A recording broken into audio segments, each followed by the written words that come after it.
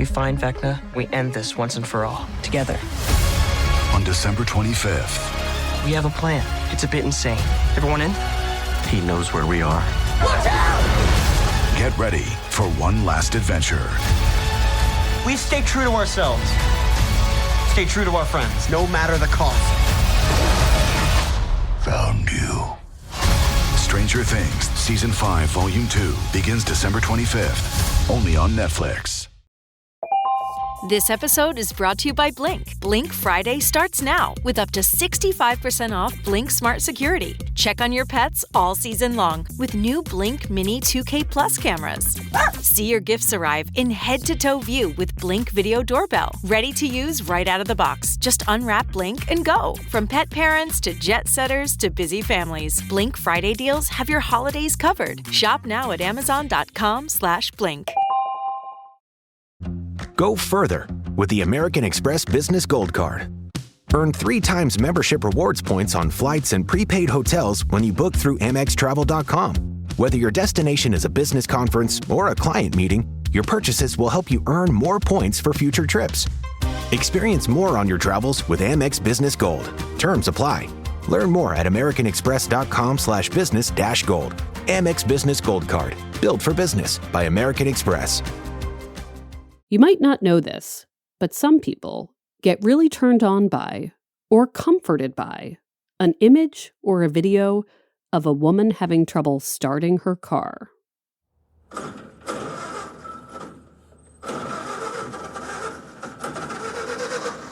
Perhaps for these people, it's nice to imagine showing up for that woman and helping her, saving her.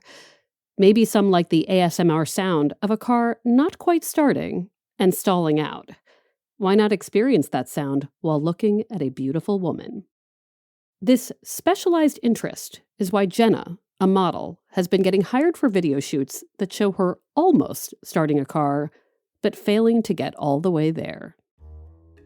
Basically wearing a cute outfit, dress, something like that. Definitely high heels. And trying to start a car that won't start, revving the engine, maybe having it shut off on you while you're starting to pull the car out or something like that. So it'll be on video and a lot of shots of me on the gas pedal with the heels on. It could also be motorcycles. It could be dirt bikes, old vehicles, newer vehicles, classic vintage, or just more run of the mill. It's not that I'm necessarily in this like Ferrari or something like that. It's really more of a damsel in distress theme, maybe, because I'll be revving the engine like, oh God, I'm so late. Why won't this car start? I wish somebody would help me. It's funny because I've been a New Yorker since 2010 now and don't even own a car. So at this point, since then, I've probably done more of these videos than actually just normally driving a car, which is pretty funny. Jenna does her modeling part-time. Some call it art modeling or glamour modeling. Others might call it fetish modeling, depending on the job. Regardless of what you call it, Jenna knows she loves doing it. It's part of who she is. Her challenge, finding someone who really gets it. From the Boston Globe, this is Love Letters. I'm Meredith Goldstein.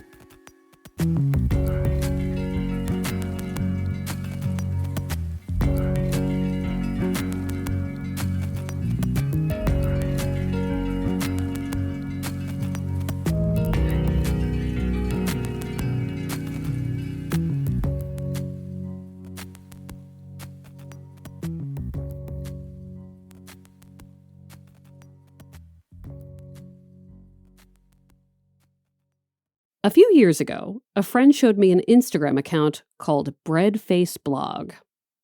This account features a woman smushing her face into bread, usually to music.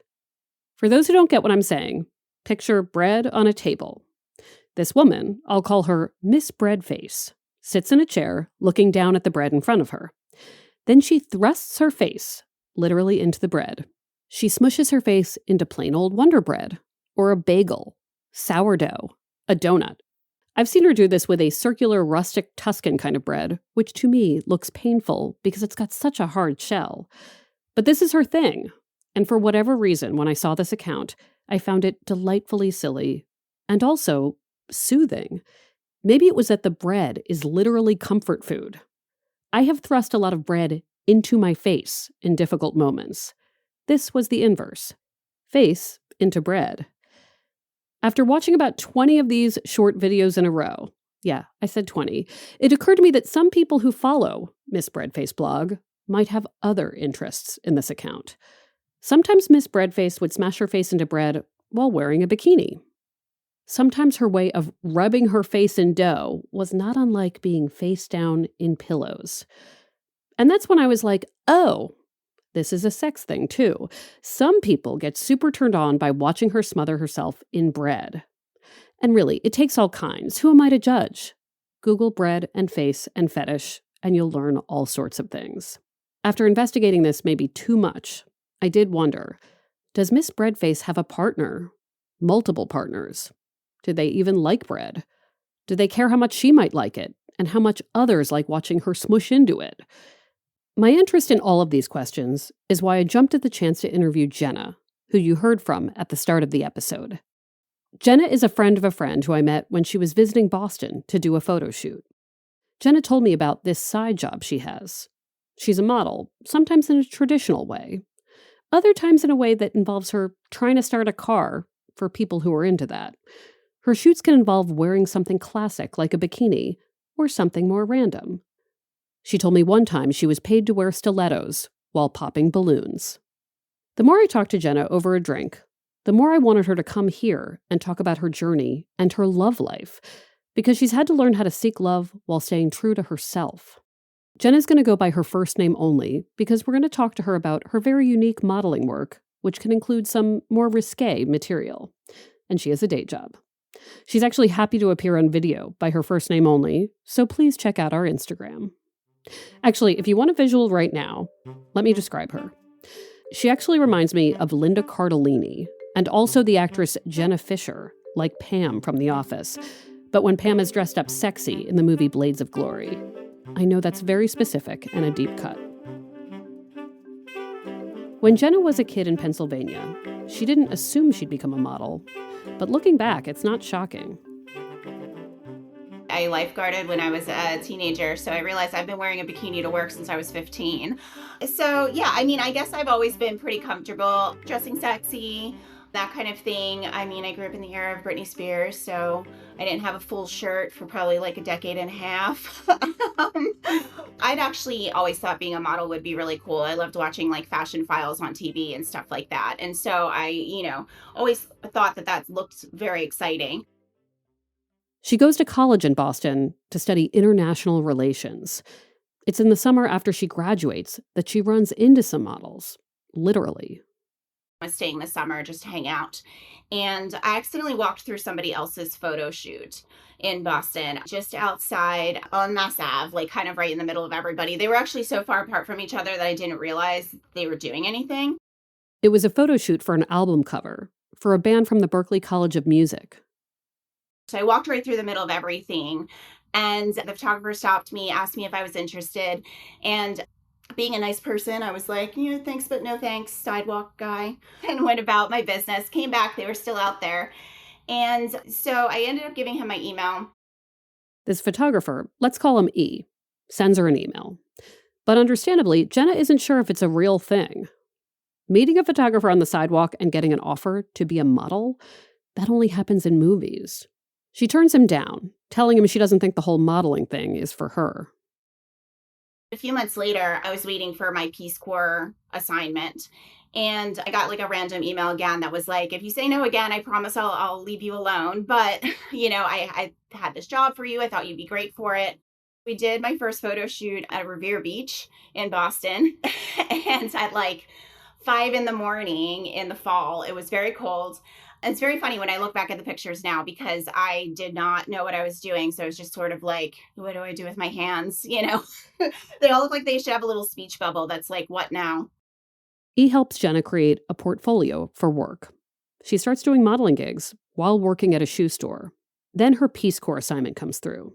She goes for 2 years, and when she comes back, she relocates to New York, which is not too far from where she was from in Pennsylvania. As she settles down, she reaches out to her modeling contacts. Because why not keep modeling? She liked it. I had a really good entry into the modeling world because of the people that I happen to have been lucky enough to be surrounded with in the beginning. So I had people around me that if I got a job in and I was kind of like, is this real? I could like forward the email and be like, should I go to this? And people would tell me yes, no. There have been things that I, have been surprised that I even got paid for this because they've been so simple. And then there's other times where I've spent the entire day in a bikini in the snow and have just been completely frozen and thought like, I can't believe this is what I did all day. Over time, the jobs grow in scope. They're in different locales. Some are sexier than others. Some look very sexy, but are deeply not behind the scenes. I did have one shoot that I really loved that we were in a park with a little man-made lake kind of thing. And I was wearing 50s style lingerie, stockings, garters, that whole thing. And we get to where we're shooting, and first the photographer, he forgot his camera. So, of all things. So the shoot had already started out that way. And then by the time we got back together with all the actual equipment, it started pouring.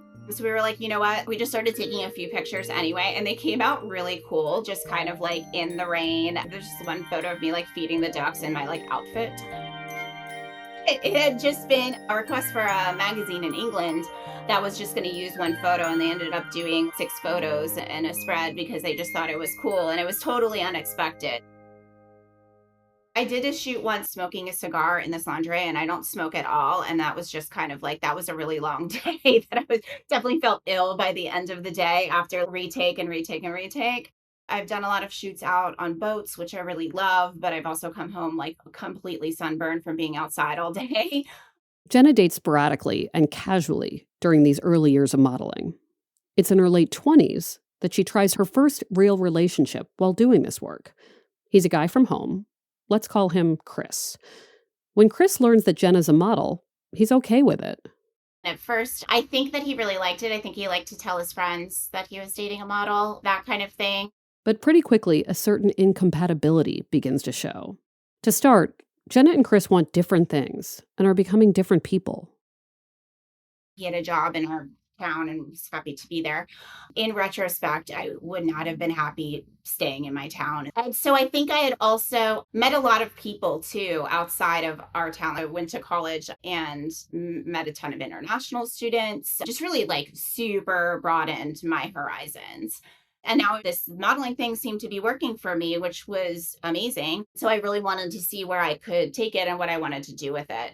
So whereas I was really excited and felt like everything was opening up for me, I almost felt like the other way was almost like a hand kind of closing, like kind of bringing me back a little bit. And like, I didn't want to be on the phone all weekend on my shoot, and then if I wasn't on the phone, what was I doing that I couldn't be on the phone? It was just, it got way too much for me. For Chris, it was the time involved in the work. But to Jenna, it seemed like jealousy and judgment were part of it too. They break up. I think I shied away from that kind of dating scene a little bit. After this experience, it's not easy. She does date. There are interested parties. But you can kind of tell who says they're okay with the modeling work, but truly hates it. And let me be clear, depending on the guy, there might be different reasons for discomfort. For some, it might be the nature of the modeling, that her work can get very specific, like feeding ducks and lingerie. For others, it might not matter what she's modeling. It's the schedule and the exposure to so many industry people. There are people who can't imagine a world in which she's not attracted to other people who work with her. I travel for these shoots, so I'll be gone for maybe 3-4 days while I'm in Nashville or something to shoot. So I think the time became part of it, and then also the fact that I'm traveling with the photographers. And I think that there started to be this idea of you can't just be doing the shoot and coming home. I've actually never dated a photographer in this long time that I've been doing this, but I think that there started to be this idea of like, well, if you're running around in a bikini all weekends, like, and then you're staying at the same hotel, how could nothing have happened? And to me, it's a job. It's the same as if I had a coworker at an office, like I'm there all day, nothing happened there either. Things get even more complicated because welcome the internet. I mean, there was internet when she started, but not social media. Now, all of a sudden, she does one shoot and it could be everywhere, forever, in an uncontrollable way. And she kind of likes that. I never had that idea when I started modeling that whatever I take would be everywhere. And I was actually a little late to adding an Instagram. I had my friends asking, like, I can't believe you don't have an Instagram yet. And then I realized that I could put like all these photos on here. You know, people can find my Instagram easily or Facebook or something. And so there is maybe the element of whoever I'm dating is fine with it, but what if their sibling finds me or a parent finds me or something, and then you have to kind of, who am I dating? Am I dating somebody who doesn't care if their family member thinks the bikini photos are too risque, or is it somebody who thinks like, oh no, I'm going to take her to Thanksgiving and everybody's going to ask her or something? To embrace this life shouldn't have to mean being single forever. And also, Jenna knows all relationships involve some compromise, right? What's a model to do? More when we come back.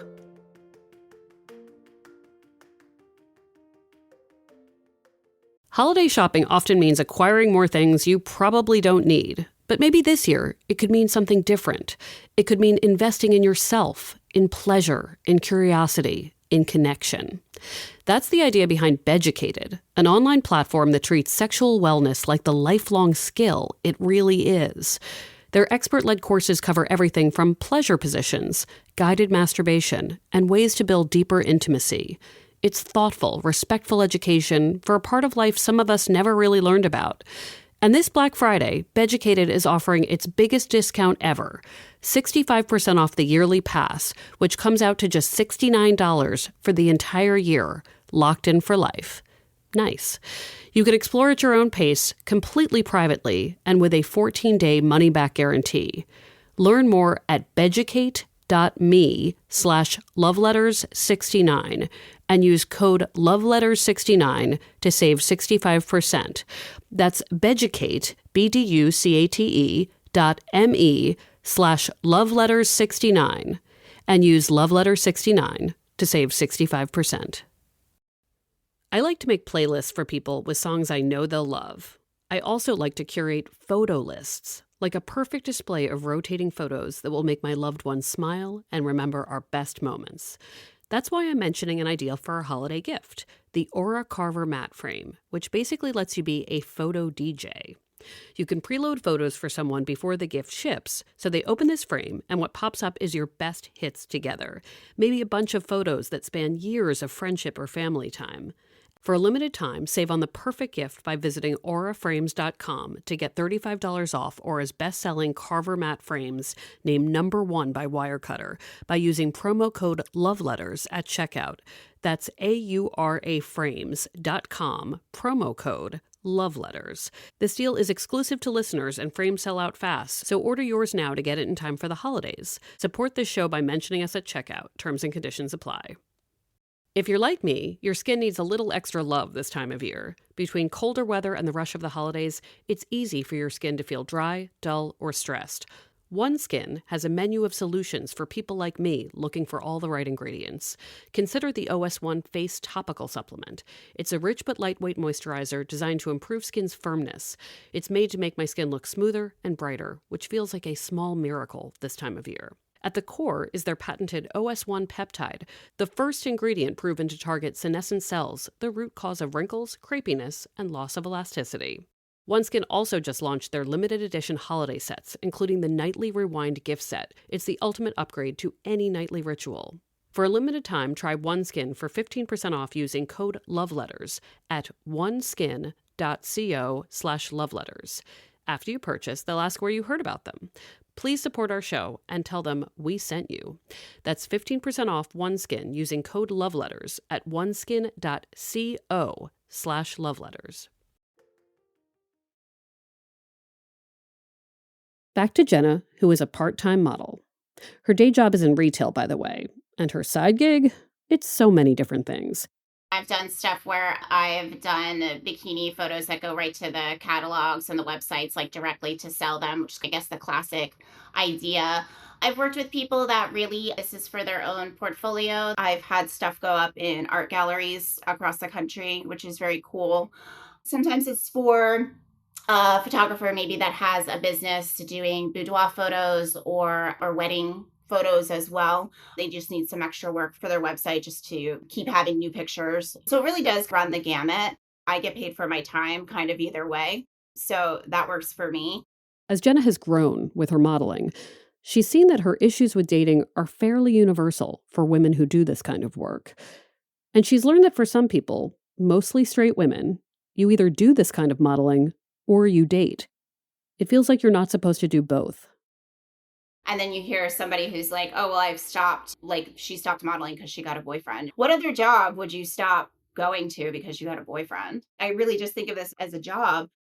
I guess it could make you feel like, oh, am I not going to find somebody if I decide to keep this job? Like, do I really have to pick one or the other?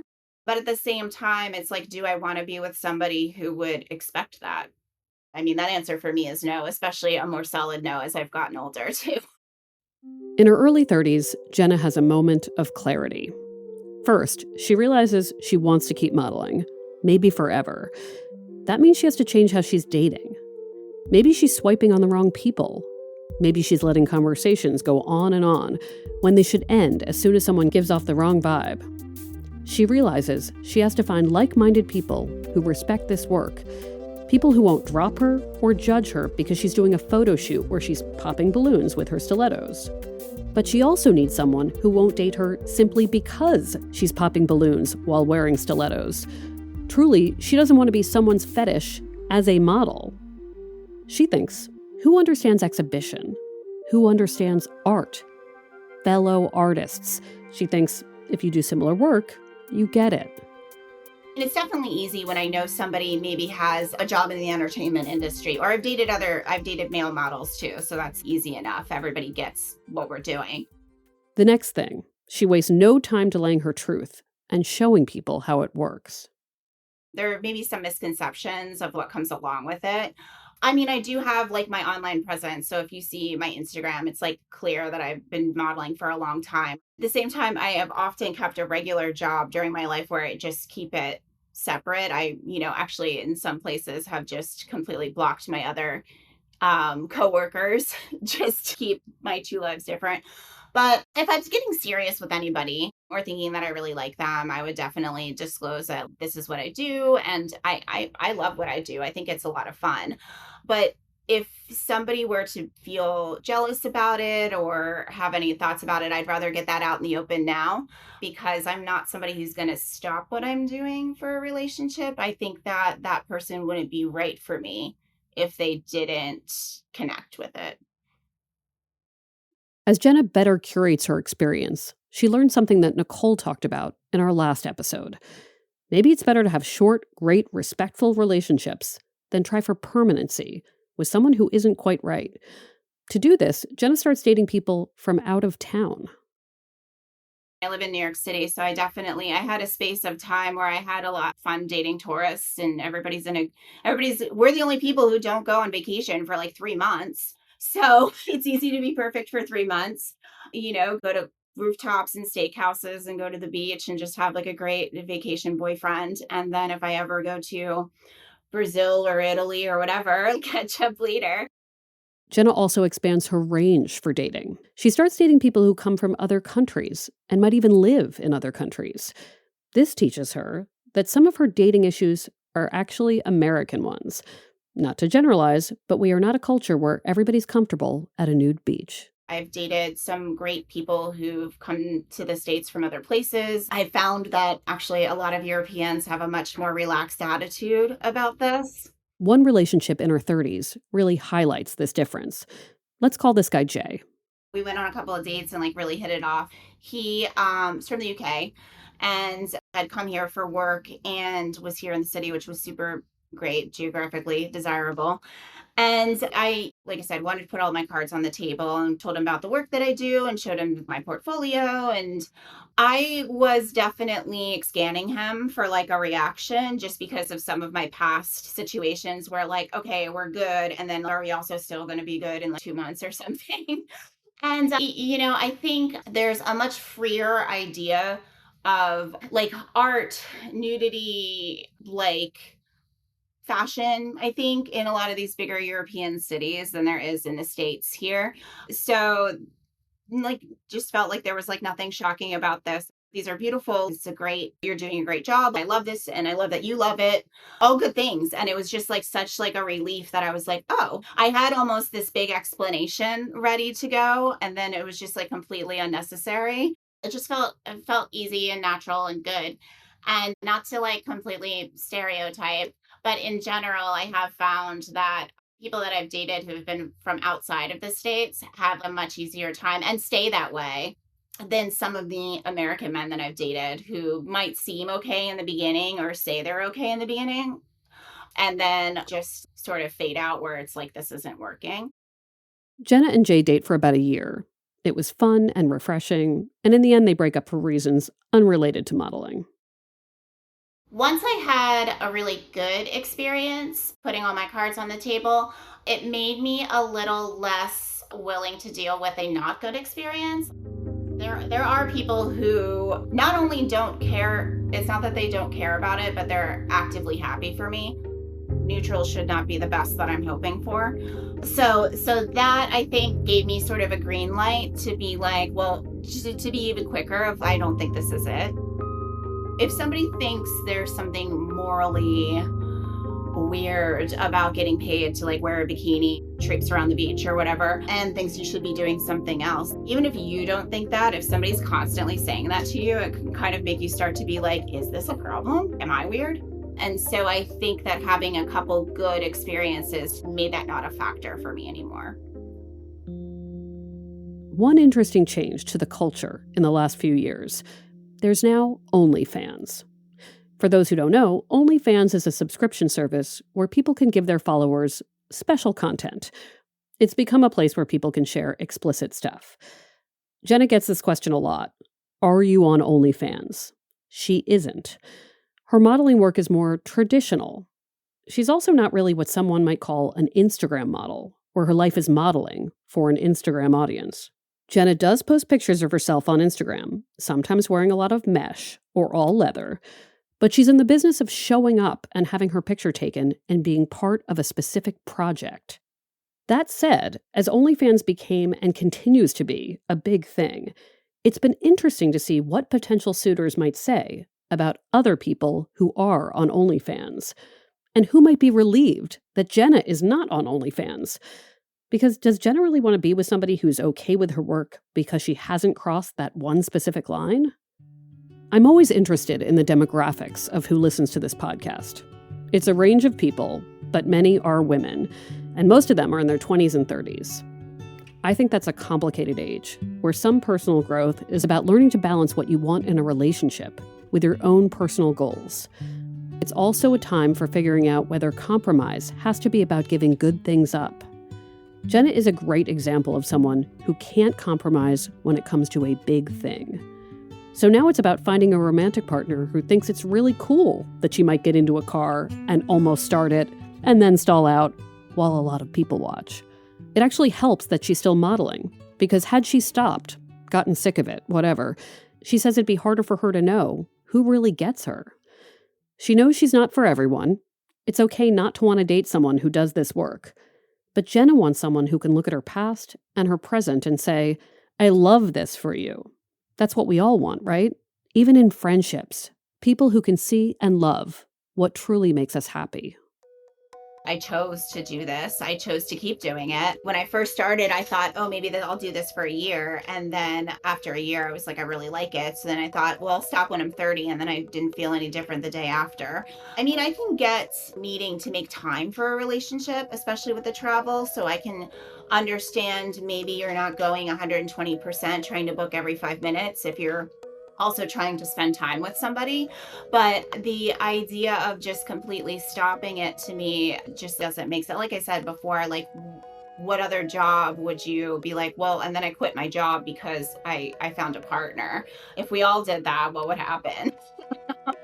And, is that just expected of the woman in the relationship to do that? I managed myself for almost 20 years. Like I have drive. I like the artistic sort of creative side of it. And I feel really lucky to still be booking, which is great. So if somebody can't be on that, like if I have to be a cheerleader for myself by myself, then what am I in a relationship for?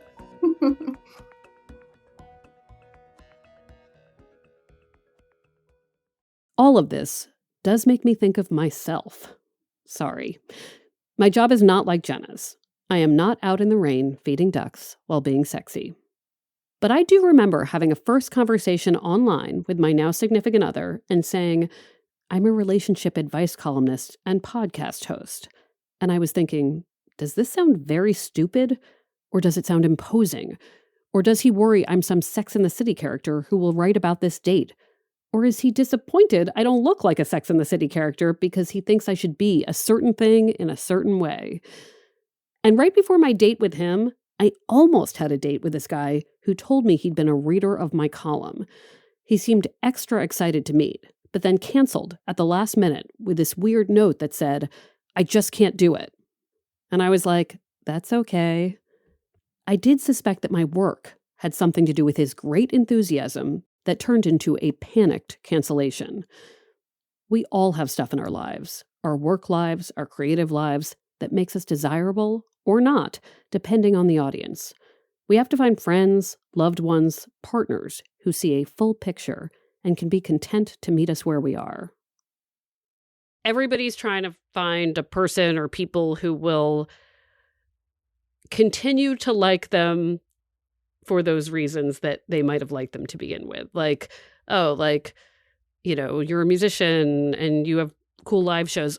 You have them 5 days a week. I hate it, right? Like, there's a beyond jealousy and modeling and whatever. There's also just like finding someone who will not just like your stuff in the beginning, but continue to like your stuff. What message would you give to people who are seeking that, like, and may not know when to compromise time and not know when it's actually okay to do a little less of something to make room for something else? Well, I like what you said about meeting people where they are, and then also keeping the idea of like everybody's going somewhere. So it's not, if where you meet somebody when you first get to know them, if they never move past that, like there's probably something wrong.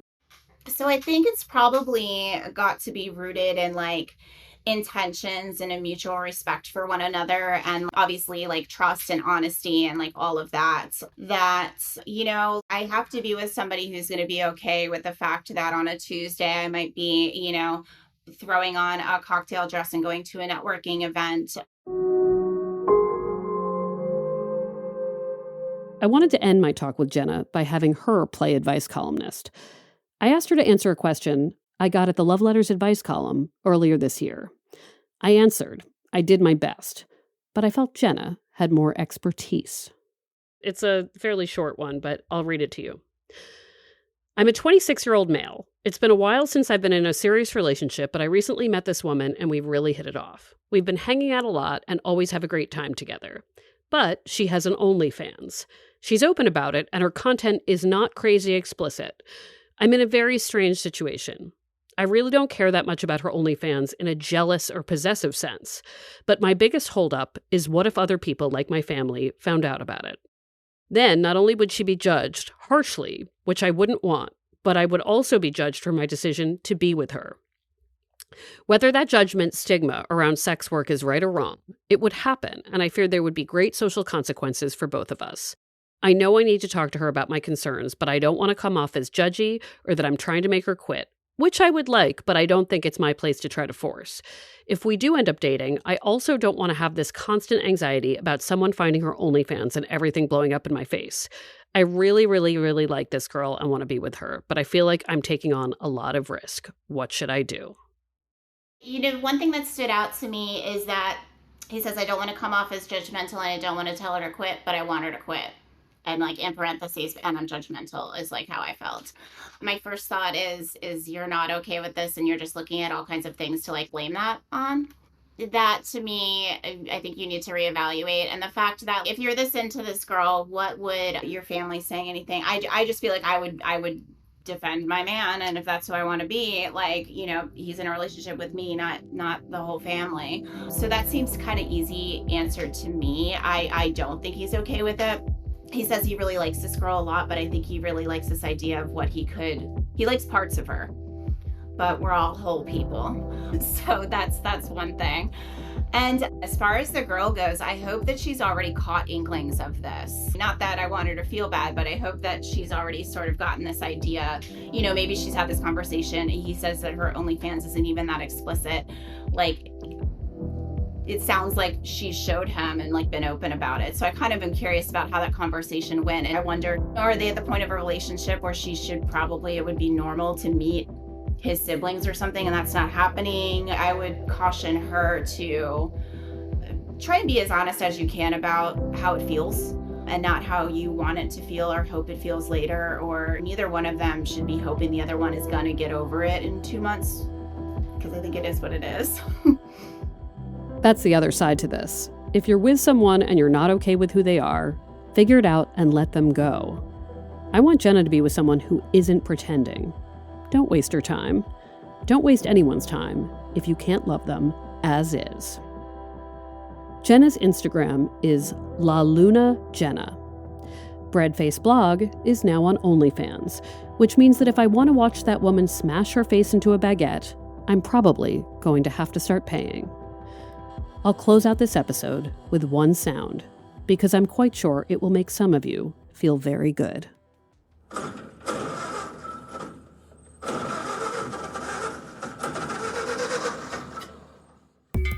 Love Letters is a production of the Boston Globe. Our producer is Christina Hanatu. Our executive producer is Kristen Nelson.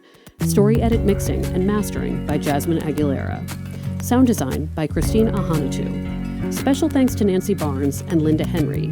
And please remember, Love Letters is also an advice column. Send any questions about dating, divorce, marriage, singlehood, whatever, to loveletters@boston.com. How would you find that content without TikTok and Instagram and all of that stuff now? Like, what were they doing in the 80s? Cocaine. Right, exactly. Yeah. I'm Meredith Goldstein. Thanks for listening.